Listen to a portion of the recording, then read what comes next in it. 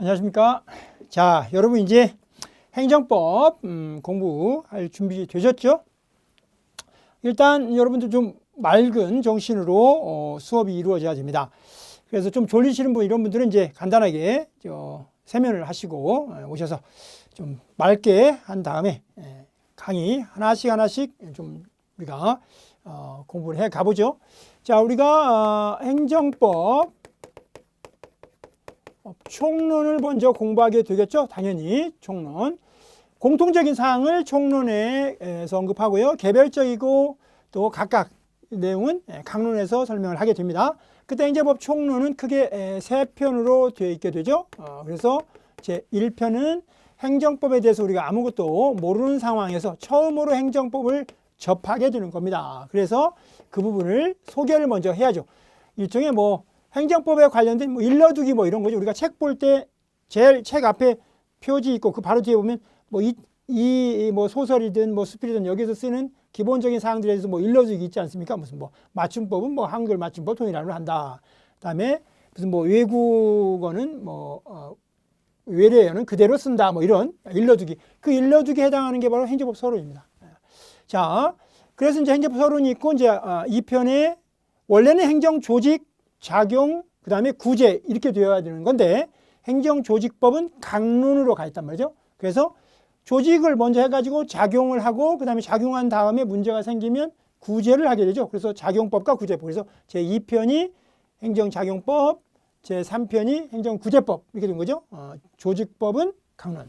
자, 그러면 이제 일러두기, 그죠? 소개, 행정법 소개에서 살펴볼 내용은 뭐냐? 여기에 4개의 장이 있습니다. 첫 번째 1장에서는 행정법을 공부할 텐데 우리가 그런데 행정이 들어가는 말이 법만 있는 게 아니죠. 우리 시험 과목에도 행정법이 선택 과목인 그 직렬이 있고 행정학이 선택 과목인 직렬이 또 있잖아요. 그러면 이제 여기에 공통인 게 행정이고 요 행정법은 가령 무슨 군수 이쪽이 행정법이 선택이죠. 그 다음에 행정학이 선택에 들어가 있는 것은 말 그대로 군무원 행정 부분, 행정 부분, 군수 부분 이렇게 됐단 말이죠. 그러니까 여기까지는 같아. 그죠? 행정법 서론할 때 이제 우리가 각종 소개, 용어 정의 이런 걸 해야 되는데 첫 번째 볼 내용이 여기서 법으로 가는 것과 학으로 가는 게 달라지니까 일단 행정이 뭐냐를 먼저 해야 돼요. 그죠? 1장에서는 먼저 그러면 행정이 뭐지? 그러니까 1장에서 처음에 도입할 때 일러두기 할 때 행정에 관련된 용어들. 그러니까 당연히 행정의 기본 개념 이런 게 나오죠. 행정의 의 이런 거. 그게 이제 첫 번째 1장에서 살펴볼 내용이고요. 그다음에 2장에서는 이제 행정을 시작했는데 이리 가는 거 있는데 요거는 따로 과목이 있으니까 우리는 행정학은 안 하고 행정법을 할 거니까 그러면 두 번째 할 일은 행정법 서론에서 이제 행정법에 대해서 공부해야죠. 그러니까 1장에서 행정의 의 이런 거 할 거고 그 다음에 행정법의 의, 그 다음에 행정법과 관련된 기본적인 소개할 거죠. 그 다음에 이게 전부 4장이라고 했으니까 이제 세 번째 장에서는 그러면 그 행정법은 결국 행정에 관한 법이겠네요. 그 행정법 갖고 뭐 할 거냐는 거죠. 뭐 할 거냐? 아까 우리가 뭐라고 했냐면 행정이라고 하는 것이 행정법이라고 하는 것이 헌법을 실현하는 행정기관의 활동 이렇게 말한단 말이죠. 국가기관의 활동. 그 헌법을 실현한다는 말은 국민의 기본권을 실현하는 것이고 좀 더 구체적으로 말하면 공익이죠. 공익을 실현하는 활동. 그러니까 행정법으로 공익을 실현하는 활동을 할 거예요. 그때 그 행정부를 비롯한 행정주체가 있겠죠. 그래서 행정주체가 그 하는 활동의 상대방인 행정객체인 국민과 어떤 법이니까 법률 관계를 맺을 거예요. 그죠? 그러니까 여기서 법률 관계를 맺는다는 의미에서 행정상 법률 관계 이게 문제가 됐겠죠. 그죠? 행정상 법률 관계. 행정법을 가지고 행정주체인 행정주체인 국가가 또는 지방자치단체가 국민과 법률 관계를 맺는다. 법에 의해서 규율되는 생활관계를 법률관계라 하거든요. 그러니까 그걸 맺을 거고 그 다음에 이제 마지막 소개 행정법과 관련된 마지막 소개는 그런 행정상 법률관계가 만들어지는 원인이 있겠죠. 원인. 뭔가 이유, 원인이 그게 바로 이제 행정상 법률관계를 만드는 원인, 그걸 행정법상 행정법상 법률 요건이라고 그래요. 요건. 요건은 항상 뭐의 원인이 되는 거. 요건. 그리고 그 법률 요건을 이루는 하나하나의 개별적인 사실들. 이거를 법률 사실. 이렇게 정의하고 우리 1편에서 할 내용은 요 네 가지를 공부하는 거다. 이런 얘기입니다. 이렇게 1편에서 이런 네 가지를 공부할 거다. 자, 우리는 계속 공부를 해 나가면서 결국 우리가 행정법을 체계적으로 효과적으로 빠른 시간 내에 좋은 결과를 얻기 위한 그 전제가 되는 게 바로 체계적인 이해라고 그랬죠. 그래서 그런 체계적인 이해를 꾸준히 해나가기 위해서 제1편의 이 네 가지 이 전체 체계 속에서 우리는 행정부터 공부를 해 나갈 것이고, 그렇게 해서 행정법, 행정상 법률관계, 행정법상의 법률요건과 법률사실 다 마치면 그걸 전제로 해서 제2편을 가고, 제2편은 다시 또 이런 식으로 쭉 제가 설명을 하겠죠. 전체를 쭉 체계적으로 한번 그려보고 또 개별적으로 공부를 하고, 마지막 3편도 전체를 한번 보고 또 개별적으로 하나씩 해나가고, 특히 여러분들이 저하고 약속해야 될 부분은 진도만 빼는 게 최고가 아니라는 거 명심해야 됩니다. 우리가 빨리 시험에 좋은 성적으로 합격하기 위해서는 계속 앞으로만 가려고 하지 말고 내가 지나온 것들을 반드시 복습하고, 그죠? 반복해서 복습하고 그걸 확인하는 거. 확인하는 걸 절대 게을리하면 안 됩니다. 그리고 복습하고 확인하는 가장 효과적인 방법은 문제풀이죠. 문풀. 이렇게 문제를 풀어서 내가 공부한 내용이 어떻게 시험에서 출제되는지 그걸 확인하는 걸 게을리하면 안 됩니다. 그건 반드시 이루어져야 할 공부 과정인 거죠. 자, 그러면 이제 우리 교과서로 와서 이제 제 1장 행정부터 보도록 하죠. 그러면 행정 제 1장에서 다룰 그 행정의 내용은 뭐냐? 자, 1편에서 이걸 다룬다고 했으니까 다시 1장에서 다룰 내용을 간단히 보고 교과서에 들어가도록 하죠. 그러면 행정에서는 뭘 다루냐? 요거 1장 행정이요. 그게 두 개의 내용이 다뤄집니다. 자, 첫째, 그러니까 장 다음에는 절이 지죠. 편 밑에 있는 게 장이었고요. 편 밑에 장이 있고 그 장 밑에 바로 절이 있습니다. 절. 1절. 1절에서는 여러분 행정을 처음 배워 우리가. 행정법으로 가기 전에 행정을 알아야 법으로 하지. 그 다음에 행정을 알아야 행정학을 하고, 그래서 먼저 첫 번째 그거의 말 뜻이죠. 그게 바로 행정의 의야. 의라는 말은 말 뜻. 행정이라는 말이 뭐야? 이런 말이죠. 행정이란 이런 말이죠. 행정이란. 이게 첫 번째예요. 당연한 거죠. 2장의 제1절은 뭘까요? 그럼 행정법을 처음 배워. 그때 아무것도 모를 때 당연히 2장의 1절은 행정법의 의가 되겠죠. 2장의 1절은 행정법의 의. 이렇게 한단 말이죠. 3장의 1절은요. 행정상 법률관계의 의. 4장 1절은요. 행정법상 법률요건. 사실 이렇게 나눠졌으니까 이게 1절, 2절이라면 행정법상 법률요건의 의. 이렇게 하겠죠. 그게 체계적인 학습이에요. 체계적인 학습. 그러면 이제 두 번째. 2절까지 있는데요. 행정은 2절까지 있는데 이때 2절에서 다룰 내용은 행정의 의의를 공부하다 보면 그 행정과 구별해야 할, 그죠? 다른 개념이 있을 수 있단 말이에요. 행정도 일종의 개념이죠. 그죠? 말뜻. 어떤 의미를 담은 말이란 말이에요. 용어. 그때 그 구별 개념 중에 특히 문제되는 게 우리 시험에서 1번으로 나오는 문제입니다. 1번으로 나오는 거. 구별 개념. 그게 바로 여러분 기출문제를 보게 되면 우리 시험에 1번은 다 그거예요. 그게 뭐냐? 통치행위예요. 통치행위. 그때 통치행위라는 말이 나오는데 이 통치행위는 굉장히 중요하단 말이죠. 통치행위. 그래서 우리가 구별 개념 중에 특히 시험에 자주 나오는 통치행위. 통치행위는 중요하니까 2절에서 따로 한번 살펴본다. 그리고 이건 무지하게 중요하다. 시험에 그냥 무조건 1번은 통치행위다라고 생각해도 틀린 말이 아니다. 그렇게 된 거죠. 그래서 자, 1장에서는 이 두 가지를 공부하게 됩니다. 첫 번째 행정이란 뭐냐? 의. 그 다음에 행정이라는 말과 구별해야 할 개념 중에 통치행위. 자, 한번 가볼까요? 네, 가보죠. 자, 우리 교과서 이제 열면 이제 목차 끝나고 행정법 서론. 행정법 서론은 이제 이게 머리 서자예요. 머리니까 첫 부분에 나오는 논의 이런 말이죠. 첫 번째에 나오는 논의에 그러면 그거의 첫 번째는 뭐냐? 그거의 첫 번째는 행정이죠. 행정법을 하기 전에 행정을 해야 되니까. 자, 그래서 1편의 1장은 행정이다. 첫째, 그게 01이 일절입니다. 일절은 이제 행정의 의가 되죠. 행정의 의는 다시 그 말뜻을 두 가지로 나눠봐. 그죠? 그 행정의 의를 둘로 나눈 거죠. 이때 행정의 의는 형식적 의미의 행정이 있고 실질적 의미의 행정이 있다. 근래에는 이게 너무 이제 많이 나와가지고 이제 안 나오지만 흔하고 너무 쉬운 거니까, 예, 뭐 한 2, 3년 전까지만 해도 행정의 의의를 둘로 나눴단 말이죠. 이걸 자, 형식적으로 보는 거죠. 그러면 이걸 형식적 의미의 행정, 이라고 말하는 거예요. 행정의 의의를 형식적 의미에서 행정을 정의해 보는 거. 그게 형식적 의미의 행정인 거죠. 그 형식적 의미의 행정의 의의야, 의의. 두 번째, 형식이 있으면 뭐가 있어야 돼요? 형식이 있으면 실질이 있겠죠. 그래서 두 번째는 실질적인 의미에서, 실질적 의미의 또 행정을 한번 보겠다는 거예요.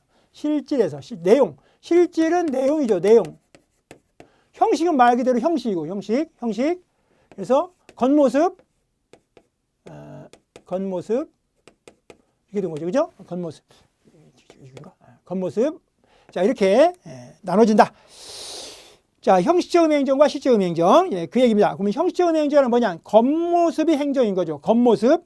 그건 뭘 의미하냐면, 첫 번째 줄 보시면 형식적 의미 행정이란 실정법은 실제로 우리 국회에서 만들고 또는 국회에서 만든 법의 위임을 받아서 뭐 대통령령이나 또는 총리령이나 부령 또는 지방자치단체가 만든 조례나 규칙, 이런 그런 실정법에 의해서 행정부의 권한으로 되어 있는 모든 활동, 그러니까 행정부에서 행하는 모든 활동은 다 행정인 거예요. 형식적 의미 행정은 뭐라고요? 행정부, 우리나라에서 행정부, 대통령을 최고 수반으로 하는 행정부, 국무총리, 각 부 있잖아요. 17개의 부, 그런 각 부, 행정부, 그 행정부에서 행하는 거, 행하는 모든 활동, 즉 행정부에서 행정부 공무원이 하는 활동은 모두 행정이라고 봐버리는 거예요. 그게 형식적 의미의 행정이라는 거죠. 그런데 우리가 그 처음에 OT 시간에 뭘 배웠냐면, 우리 행정법이라고 할 때 그 행정법은 헌법을 실현하는, 국민의 기본권을 실현하는 활동이다, 그렇게 말했단 말이죠. 그러니까 그거는 내용으로 말한 거지 형식으로 말한 건 아니에요. 행정부에서 활동이 모든 행정이다? 우리가 그렇게 정의 안 했잖아요. 행정법의 체계적인 이해할 때 행정법이라고 해서 헌법을 실현하는 활동이다. 헌법이 뭐냐? 국민의 기본권을 실현하는 거다. 그렇게 정의했기 때문에 지금 형식적 의미의 행정은 그 OT에서 말하는 행정이 아니고, OT에서 말해서 결국 실질적 의미의 행정을 말하는 거죠. 하는 일, 내용이 뭐냐? 국민의 기본권 실현하는 거다. 있죠? 자, 그래서 형식적 의미 행정은 행정부에서 행하는 모든 활동. 다른 말로 하면, 즉 누가 하면 돼? 행정부 공무원, 그죠? 행정부 소속 공무원, 행정부 소속 공무원이 행하는 활동. 행정부 소속 공무원이 행하면 모두 그거는 형식적 의미 행정이 되는 거죠. 형식적 의미 행정. 자, 그래서 두 번째를 보면 그 활동의 내용이 무엇이든지 간에, 활동의 내용이 무엇이든지 간에, 내용 상관 안 해. 형식적 의미 행정이죠. 내용이 무엇이든지 간에 행정부에서 행하는 활동, 행정부에서 행한다는 말, 결국 행정부 소속 공무원이 행하는 활동이에요. 행정부 소속 공무원이 행하는 활동을 말한다. 자, 가령 대통령령의 제정. 여러분, 대통령령은 누가 만들어요? 대통령령이니까 대통령이 만들죠. 대통령 어디 소속이에요? 행정부 소속. 행정부에서 우리가 대통령이란 말이죠. 자, 그것도 형식적 행정이에요. 토지수용위원회. 토지수용위원회는 행정 일종의 행정심판위원회. 근데 행정심판위원회는 어디 소속이냐? 행정부 소속이거든. 그러니까 행정부 소속에서 행하는 활동. 행정부 소속. 공무원이 하는 활동. 따라서 이것도 형식적 의미 행정인 거고, 세무서장 어디 소속이에요? 국세청 소속이죠. 국세청 어디 소속이에요? 행정부 소속. 그러니까 행정부 소속에서 행하는 공무원의 모든 활동은 다 형식적 의미 행정이다. 어렵지 않아요. 2013년에 군무원 기출문제. 뭐 당연히 맞춰야 되는 거죠. 그럼 이제 실질적 의미 행정은 뭐냐? 내용. 무슨 일을 하느냐? 그죠? 그때 그 실질을 따질 때, 그 내용을 따질 때는 학설이 여러 개 다양해. 그죠? 학설이 많다는 거예요. 학생이 다양. 그래서 학생이 다양하기 때문에 그런 학설을 묻진 않아. 그러면 그 다양한 학설 중에 좀 공통적으로 현재 의견이 모아진 게 뭐냐, 그죠?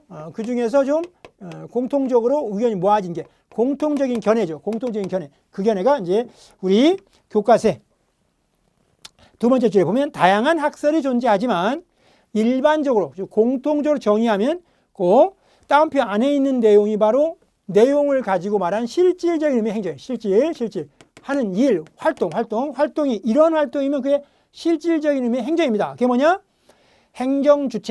행정주체가 공익을 실현하기 위하여 적극적이고 미래지향적으로 사회를 형성, 발전시켜가는 활동이요. 그때 공익을 실현이 나오죠. 공익실현. 내용, 공익실현. 그 공익실현이 바로 구체적으로 공익실현을 다른 말로 하면 이게 뭐예요? 공익실현이 국민의 기본권을 실현하는 거죠. 공익이 바로 국민의 기본권이죠. 그죠?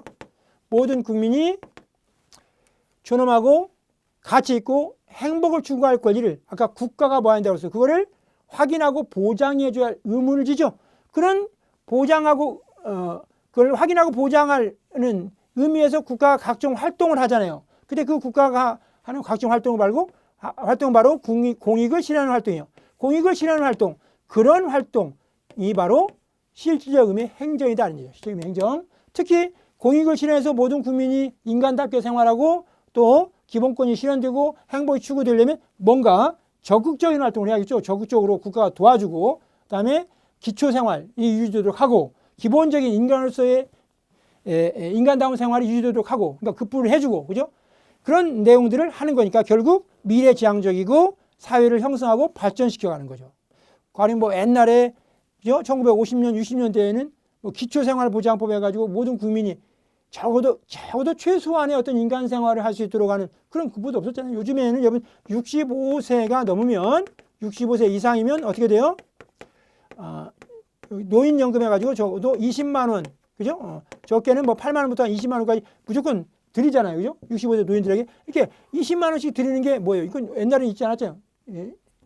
21세기 들어오기 전에 1990년대에 있지 않았단 말이죠. 그러니까 20만 원씩 이렇게 노인들에게 무조건 이렇게 드릴 수 있는 거는 국민의 생활이 최소한의 인간다운 생활을 유지하도록 하기 위해서 국가가 지원해주는 적극적이고 형성적인 활동이다. 이런 활동이 바로 실질적 의미의 행정이다. 이런 얘기죠.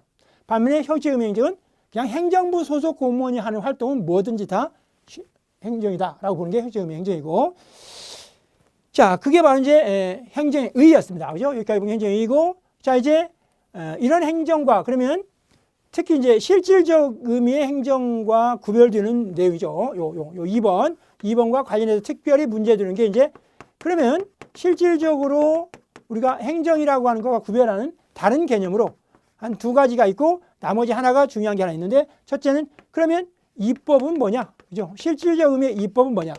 그다음에 또 실질적 의미의 사법은 뭐냐?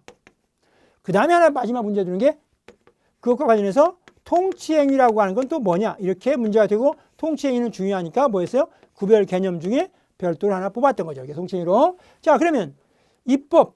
여러분 이것도 형식적 의미의 입법이 있고 실질적 의미의 입법이 있을 거고 형식적 의미의 사법이 있을 거고 실질적 의미의 사법이 있겠죠. 그러나 형식적 의미의 행정, 형식적 의미의 입법, 형식적 의미의 사법은 아무 의미가 없어. 왜 의미가 없어요? 그냥 행정부에서 하는 것은 모두 형식적 의미의 행정이고 그러면 형식적 의미의 입법은 뭐예요? 입법부, 국회에서 하는 활동은 무조건 다 입법이고 형식적 의미의 사법은 뭐예요? 사법부, 법원에서 하는 활동 모두 다 사법이다. 이게 무슨 의미가 있어요? 그래서 이런 형식적 의미, 입법이나 형식적 의미의 사법은 문제가 안 된다. 형식적 의미의 행정만으로 충분하다. 시험은 이거가 나오고 이거가 나오거나 그렇지 않으면 실질적 의미의 입법, 실질적 의미의 사법 이런 것만 시험에 나오지 형식적 의미의 입법, 형식적 의미의 사법은 이거 하나면 충분하잖아요. 그죠? 형식적 의미의 행정 하나로 충분하다.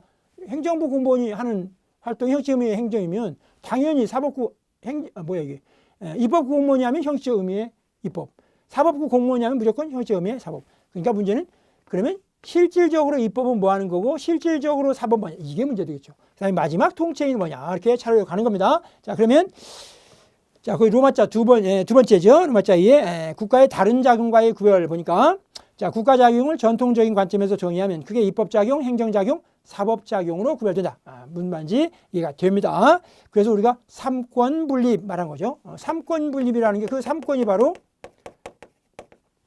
입법, 행정, 사법을 말하죠. 삼권 분립. 그 삼권 분립에 따라서 행정, 입법작용, 행정작용, 사법작용으로 구별되고 따라서 아래에서 간단히 살펴보고 특히 마지막으로 통치행위에 대해서 살펴본다. 마지막으로 통치행위에 살펴본다. 이렇게 된 거죠.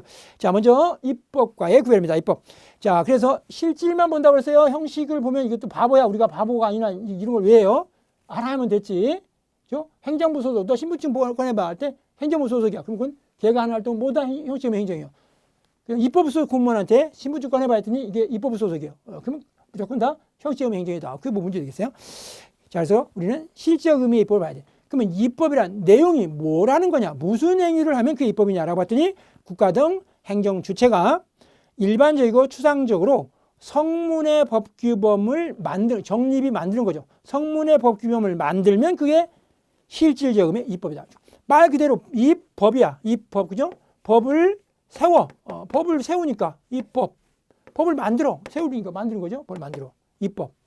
자, 그 다음 그럼 사법은 뭐예요? 사법은 법을 실제로 적용하는 거죠. 법을 적용해서 뭐 하는데? 재판하는 거죠. 실제로 그러면 실적 의미의 사법은 법을 적용해서 분쟁을 해결하는, 그죠? 재판을 하는 그런 활동이 돼야죠. 그냥 사법부 공무원이 하는 활동은 모두 사법이다? 이건 뭐 의미가 없다. 자, 사법과의 구별. 그래서 실적 의미의 사법이란 법률상의 분쟁에 관하여 당사자 간의 분쟁이 생기는 걸 쟁송이라고 그러죠. 쟁송의 제기가 있으면, 그래서 이제 재판해 주세요라고 요구하는 거죠. 그렇게 쟁송을 제기하게 되면 독립된 지위에 있는 심판기관, 그게 바로 이제 법원이겠죠. 심판기관에서 법령을 적용해 가지고 분쟁을 해결하는 거죠. 그죠? 그때 그거는 꼭 사법부에서 하게 되면 그죠? 이 자체를 사법부에서 하는 거고, 그러한 분쟁을 해결하는 것을 아까 행정심판위원회에서 하게 되면 그것들 중에 내용으로 보면 결국 이건 사법에 해당하는 거죠. 분쟁을 해결하는 거니까. 그러나 행정심판위원회는 행정부 소속이었죠. 그러니까 그건 형식적 의미의 행정은 해당해. 그러나 실질적으로는 사법에 해당하는 거죠. 왜? 재판하는 건 결중에. 그래서 재결이라고 불러. 그걸 행정심판위원회에서 행정심판을 하는 거. 따라서 실질로 보면 결국 법원에서 행정소송을 하는 것도 사법이고, 그다음에 이건 법원에서 하는 거죠. 행정소송은. 그런데 반면에 행정심판이라고 하는 것은 행정심판위원회라고 하는 소속은 형식적 의미의 행정, 소속이 행정부니까요. 그렇지만 작용은 하는 일은 아까 국가의 적극적인 능동적으로 국가 목적을 실현하는 활동이 아니고 분쟁을 해결하는 거기 때문에 실질은 사법으로 와 있다는 얘기예요. 그죠? 따라서 행정심판위원회에서 하는 재결은 전형적으로 형식적 의미의 행정이면서 내용적으로는 실질은 사법작용이 되는 거다는 얘기죠. 그렇게 이해가 된다는 얘기예요. 이해해야 되는 거지. 여러분 이걸 절대로 외울 수는 없는 겁니다. 자, 그 다음에 이제 마지막으로 구별해야 할 게 통치행위인 거죠. 자, 통치행위는 따로 중요하니까 제2절로 따로 뺐다는 얘기입니다. 자, 그래서 이제 먼저 통치행위에 관한 논의가 시작이 돼야 돼. 자, 그러면 이제 통치행위 요거 다 됐고요.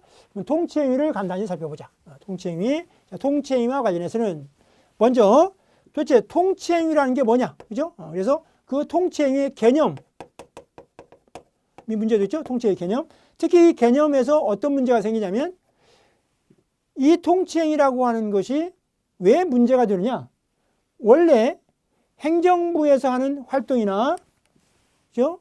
또는 어떤 그 활동의 내용이 국민에게 영향을 미쳐서 국민에게 어떤 손해가 생기거나 국민에게 피해가 생기면 그건 모두 아까 원래 국가작용은 행정, 그다음에 입법, 사법에 있어서 법원에 가서 재판을 할 수 있어야죠. 쟁송이 생기면, 다툼이 생기면, 법적인 문제로 다툼이 생기면 법원에 가서 이 문제를 내가 손해를 봤으니 이 문제에 대해서 재판을 해주시라고 요구할 수 있어야 되는데, 통치행위와 관련된 특히 무슨 문제가 생기냐면 그게 고도의 어떤 정치성을 가지기 때문에, 그죠? 개념상 특징이 어떤 정치적인 성격이 있어서, 이게 법적인 문제라기보다는 정치적인 성격이 있어서 그 개념을 인정했을 때 법원에서, 그죠?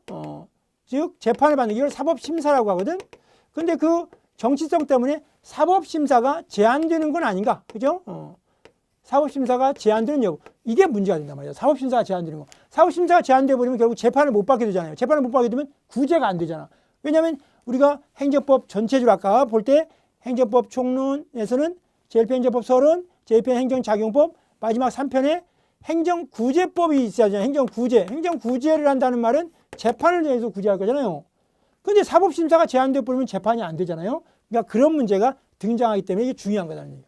통치행위가 있을 때 어떤 경우에는 그 통치행위라는 이유만으로 사법심사가 안 돼서 법원에 가서 재판을 받아서 내가 구제를 받아야 하는데 구제를 못 해주는 경우가 생길 수 있다.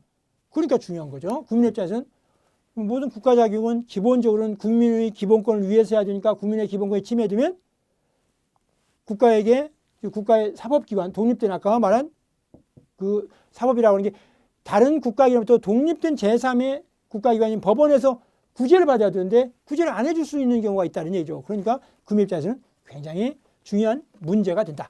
자, 그래서 통치행위 보시면 먼저 서술에서 통치행위란 뭐냐죠? 의, 개념, 여기 개념과 관련해서 특별히 문제가 된다. 자, 통치행위란 고도의 정치적 성격, 정치적 성격, 고도의 정치성, 고도의 정치적 성격 때문에 사법심사의 대상으로 하기에 일정한 한계가 있다. 한계가 있으면 국민에게는 좋아요, 안 좋아요?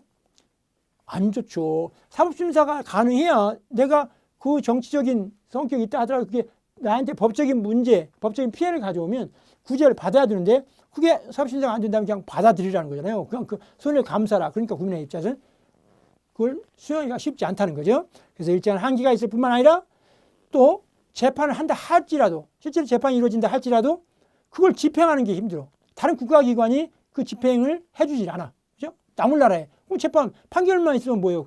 다른 그 국가기관이 그걸 실제로 집행해서 내가 구제를 받아야 되는데 판결문 종이 한 장밖에 없고 아무도 다른 국가기관이 협조를 안 하게 되면 결국 실질적인 구제는 못 받게 되죠. 자, 그런 문제가 생긴다. 그런 영역이 존재하는 활동을 우리가 속칭 통치행위라고 말한다는 얘기죠. 통치행위. 그래서 자, 그에 대한 판결이 있는 경우에도 집행이 곤란한 국가작용을 말한다. 따라서 통치행위는 꼭 행정행위, 행정부에서만 있는 건 아니에요. 다른 국가작용, 즉 국회 활동 중에도 통치행위라는 건 있을 수 있어요. 그렇지만 주로는 행정부에서 문제된다. 특히 대통령이 주로 따라서 대통령의 활동과 관련해서 문제된다가 그 말입니다. 꼭 대통령의 활동만 통치행위에 해당하는 건 아니에요. 국회에서도 통치행위에 해당하는 행위는 할 수는 있지만 주로는 행정부의 수반인, 행정부의 최고 지도자인 대통령의 활동과 관련해서 문제된다. 자, 그럼 문제는 뭐가 문제되느냐? 자, 이미 다 말씀드렸죠. 자, 첫 번째 줄을 쭉 읽어가면 통치행위와 관련된 핵심적인 쟁점은 통치행위라는 개념을 별도로 인정할 것인지, 그 개념과 관련해서 그 개념을 별도로 인정하고 이들 행위와 관련하여 법률상 쟁손이라고 하는 것은 그게 법률적으로 문제를 야기하는 다툼을 말하는 거예요. 법률적으로 문제를 야기하는 다툼이 발생하더라도 다른 국가자인과 달리 재판을 통한 통제, 즉 재판을 통해서 통제하는 게 사법심사죠. 그래서 법원에서 국가의 작용이 위법하다. 그래서 국민의 손해가 생겼다. 손해배상 해줘라. 또는 그 행위를 취소해라. 이렇게 재판을 받을 수 있어야 되는데 통치행위라고 해가지고 그죠? 아, 우리 재판 못하겠다. 그러면 결국 구제를 못 받게 되죠. 네, 그런 문제. 따라서 다른 국가자인과 달리 재판을 통한 통제, 즉 사법심사를 허용하지 않을 수 있는지 이게 문제되는데 따라서 이제 우리가 살펴볼 건 뭐예요? 아래에서는 사법심사가 허용되지 않는 통치행위를 인정할 것인지, 그죠? 인정하게 되면 국민은 굉장히 어려워져. 사법심사가 안 되면 나 어디로 가라고 이런 문제가 생기죠. 어디 가서 구제받아? 거짓말 수 없게 돼요. 그러니까 문제돼. 그 다음에 우리나라, 두 번째는 그럼 우리나라에서는 그런 통치행위라는 개념을 인정하고 사법심사가 제한되는가? 또는 통치행위라는 개념을 인정하더라도 사법심사를 제한하지 않고 해버릴 것인가? 그죠?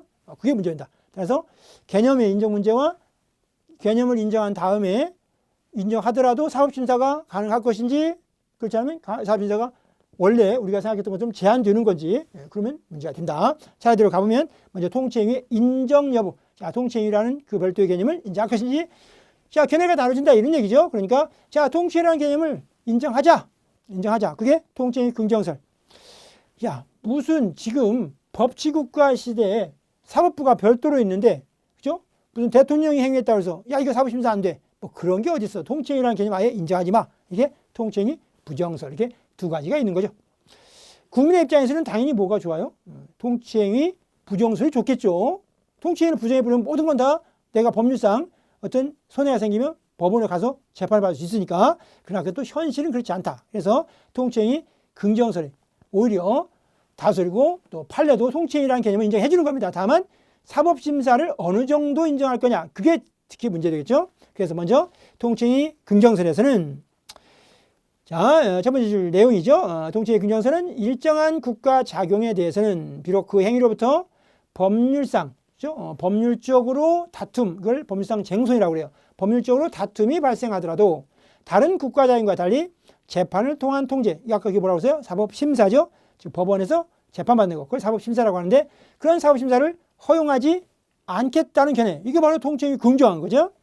그러면 이러한 통치행위 긍정설은 다시 그 이론적 근거를 어디에서 찾을 것인지와 관련해서 이거는 재량행위이기 때문에 정치적 재량행위, 아까 정치적 성격이 있어요. 그죠? 정치적 재량행위이기 때문에 이거는 사법심사가 안 되는 게 재량행위설이고, 자, 영국에서 발전된 왕의, 우리 소위 여러분 뭐 대권 이런 얘기 하죠. 뭐 내년에 대통령 선거가 있다 할 때 그 대권을 누가 잡느냐. 그때 그 대권, 그 왕의 대권행위이기 때문에 이거는 재판할 수 없다. 재판이 허용되지 않는다. 이게 대권행위설이고, 통치행위는 어떤 독자적인 행위이기 때문에, 그죠? 사법심사가 제한된다. 이게 독자성설이고, 권력 분립의 원칙상 사법심사가 허용되지 않는다. 이거는 행정부의 최고, 이제 예를 들면 대부분 대통령의 행위라고 했으니까 대통령이 하는 행위를 어떻게 또 법원에서 재판하냐. 이건 서로 권력이 다 분립되어 있는데, 그래서 권력 분립설의 입장에서 통치행위를 긍정하고, 그런 행위는 통치행위는 사법심사 못하겠다. 이런 견해가 있는 것이고, 그다음에 마지막 사법권이 정치 문제에 개입, 간섭하는 것은 되도록이면 자제해야 한다. 그런 이유에서 사법부 자제설. 그러니까 사법부가 자제하니까 뭐예요? 재판을 못하겠다. 그죠? 이게 통치행위 긍정설의 마지막, 그죠? 논거가 된다. 자, 이런 긍정설이 현재 뭐 기본적인 통설이고 판례도 기본적으로 여기 있죠. 그죠? 그런데 이제 통치행위 부정설은 아예 그런 개념 자체를 인정하지 않고 무조건 다 재판할 수 있다. 그죠? 그래서 통치행위 부정설은 모든 국가 자격은 그로 인하여 법률상 쟁송, 즉 법률적으로 다툼이 생기더라도 예외 없이 사법심사의 대상이 되어야 하므로 통치행위 역시 마찬가지죠. 그러면 뭐 통치행위를 별도로 인정할 필요도 없게 된다는 거죠. 자, 이제 문제는 그러면 그 통치행위를 인정한다고 할 때 그러면 통치행위는 무조건 사법심사가 배제되느냐? 그래서 무조건 국가는 이제 나 몰라 하느냐 이렇게 할 거냐? 그건 아닐 수 있죠. 그러니까 이제 통치행위에 관련된 그 사법심사 제한 여부와 관련해서 실제 우리나라의 판례, 그죠? 우리나라 판례라는 말은 결국 대법원하고 그다음에 헌법재판소 있으니까, 그죠? 헌재, 대법원과 헌재 입장은 뭐냐 이런 얘기죠. 이때 우리나라의 판례는 크게 4가지 유형으로 나눠져요. 통치행위와 관련해서 4가지 유형으로. 그때 첫 번째가 통치행위라고 하는 개념을 인정해. 그죠? 통치행위라고 하는 개념을 인정하고 뿐만 아니라 통치행위이기 때문에 사법심사도 불가능하다. 그죠? 불가능. 이렇게 인정한 그런 통치행위가 있어. 그죠? 그런 통치행위가 있고, 두 번째, 통치행위라는 개념은 인정해. 그런데 비록 통치행위라도 사법심사가 불가능이 아니라 사법심사가 여기는 가능하다는 그런 유형의 판례도 있어. 그죠? 그런 유형의 판례. 그다음에 세 번째는 사법심사가 가능한지 않은지 그건 판단 안 했어. 그냥 이런 행위는 그냥 단지 통치행위야. 그래서 그냥 통치행위의 개념을 인정한 그런 판례도 있어요. 그다음에 마지막 네 번째는 이런 행위는 아예 통치행위가 아니야. 즉 통치행위 개념에 포함되지 않는다는 그런 4가지 형태로 이렇게 나눠져요. 판례가. 자, 그걸 차례대로 보는 거예요. 그냥 보시면 첫째, 통치행위에 해당하고 사법심사, 통치행위 때문에 사법심사도 불가능하다는 거죠. 그게 첫 번째 유형의 판례예요. 이게 시험에는 이제 요 판례들이 나옵니다. 이거 엄청 중요한 거죠. 시험에는 이제 요게 나오는 거예요. 해마다 계속 요 4가지 형태가 돌아가면서 계속 시험이 나요. 첫째, 통치행위에 해당하고 따라서 아까 권력분립원이라든지 또는 사법부가 자제해야 되기 때문에 그런 건 사법심사 못한다는 형태의 판례입니다. 중요해요. 첫 번째 판례 봅니다. 대통령의 계엄 선포, 대통령의 계엄을 선포할 수 있겠죠. 국가, 군의 정세가 너무나 지금 불안해요. 그죠? 그랬을 때 막 맨날 시위하고 데모하고 막 불태우고 그럴 때 이거 도저히 안 되겠다. 질서가 잡히지 않는다라고 이제 대통령이 계엄을 선포할 수 있는데 그 대통령의 계엄 선포 행위는 고도의 정치적, 군사적 성격을 가지는 것으로서 그 타당한지 부당한지 내지 또는 그 계엄 선포가 필요한지 필요하지 않은지 그런 것은 계엄 해제 요구권을 가진 국회만 판단. 또 그렇죠. 국회만 판단. 자, 잘 봐봐요. 내용 지금 어떻게 가고 있어요? 국회만 판단. 그걸 계엄 선포가 타당한지 부당한지 요건이 갖춰지는지 갖춰지지 않은지는 누구만 판단? 국회만 판단한다는 말에 요 말의 의미가 뭐예요? 법원은 판단하겠다, 판단하지 않겠다? 국회만 판단하니까 법원은 판단할 수 없다 이런 거죠. 그러니까 여기에 비록 국민에게 범죄 쟁송, 분쟁이 생겨도 국민은 법원에 갔더니 법원에서 야, 국회에서 해결하는 거예요. 우리가 하는 게 아니고 사법심사를 안 하겠다는 내용이 좀 담겨 있는 거죠. 그리고 통치의 개념을 인정하고 사법심사도 못하겠다. 우리한테 오지 마라. 국회로 가라. 그건 이미 국회가 아니 법원이 사법심사하는 게 아니잖아요. 국회가 일하는 거니까. 그래서 국회만 판단할 수 있는 것이고 당연 무효가 아닌 한 사법심사에 대상이 되지 못한다. 사법심사 불가능하다. 이게 통치의 개념을 인정하면서도 사법심사도 부정한 그죠? 아주 대표적인 판례예요. 근데 비교 판례가 있어요. 중요한 거죠. 이 판례 못지않게 중요한 판례가 밑에 있는 바로 비교 판례예요. 앞에 세 줄은 똑같아. 자, 쭉 가면요. 대통령 비상계엄의 선포나 확대 행위는 고도의 정치적 군자 성격을 가지고 있는 행위라 할 것이므로 특별한 사정이 없는 한 계엄 선포의 요건 구비 여부나 선포의 당, 부당을 판단할 권한이 사법부에는 없고 아까 어디에 있다고 그랬어요? 국회가 가지나 이렇게 했죠. 국회가 가지지만 그러니까 거기까지는 똑같아. 이제 문제는 그 뒤에요. 그 뒤에 비상계엄의 선포나 확대가 미루세요. 국가 헌법이죠. 국가 헌법을 문란하게 할 목적을 달성하기 위하여 행해진 경우에는 법원은 그 자체가 범죄 행위에 해당하는지 여부에 관하여 심사할 수 있대잖아요. 심사할 수 있으니까 아까는 없다고 그랬는데 그러니까 그 계엄 선포의 당, 부당 이런 거는 판단 못해. 그러나 그게 명백하게 국가 헌법을 문란하게 할 목적으로 행해졌다면 그런 경우에는 법원이 가능하다는 거예요. 절대 주의해야 돼요. 그죠? 일반적으로 안 되지만 예외적으로 이런 경우에는 사법심사 가능하다는 판례고. 그다음에 두 번째. 외국의 국군을 파견하는 거. 이게 이라크 파병 사건이었죠. 자, 이때 우리나라 군인을 그 이라크 전쟁 때 미군이 이제 후세인 잡으려고 미국 9.11 테러 있었잖아요. 그 9.11 테러 때 이제 미국 부시 대통령이 이라크 잡으려고 후세인 잡으려고 우리 파병 요청했죠. 그때 이제 파병 결정하잖아요. 대통령과 국회에서. 자, 그 사건이요. 자, 외국의 국군의 파병 결정은 고도의 정치적 결단이 요구되는 사안으로 대의기관인 국민을 대신하는 기관이 대의기관입니다. 대의기관인 대통령과 국회에 그와 같은 고도의 정치적 결단은 가급적 존중돼야 한다. 이번 어떻게 가요? 지금 우리 이거 사법심사하기 어렵겠는데 지금 이런 분위기가 남기죠. 가급적 존중돼야 하는 바 헌법과 법률이 정한 절차를 지켜 파견 결정이 이루어진 경우에는 대통령과 국회의 판단은 존중되어야 하며 아까 국회만 판단하며 이렇게 하니까 우리는 사법심사 안 하겠다는 분위기로 가겠네요.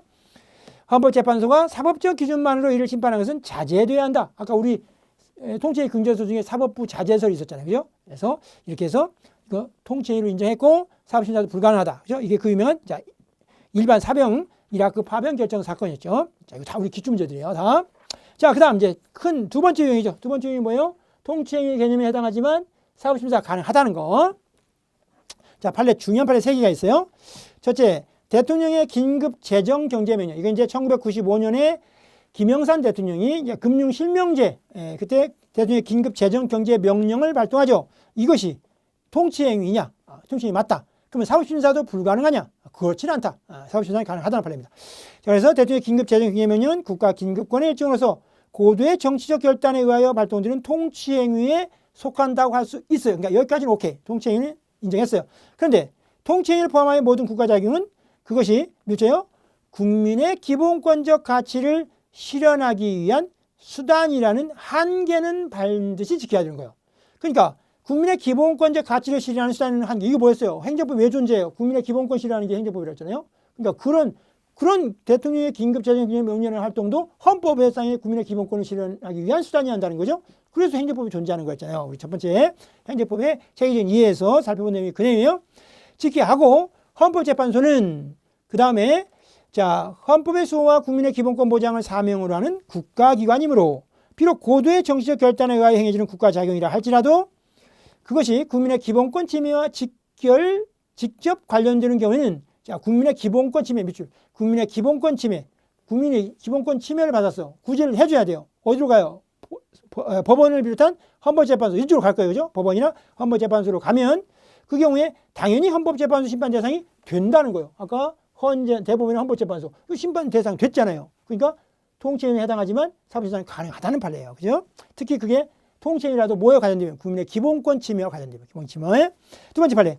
남북 정상회담의 개최는 고도의 정치적 성격을 가지고 있는 행위를 할 것이므로 특별한 사정이 없는 한 그 당부를 심판하는 것은 사법부의 내재적 본질적 한계를 넘어서는 것이 되어 적절하지 못해요. 적절하지 못해. 그러니까 여기까지만 보면 남북 정상회담의 개최는 통치 문제이고 사법심사가 안 된 쪽으로 가죠. 안 된다.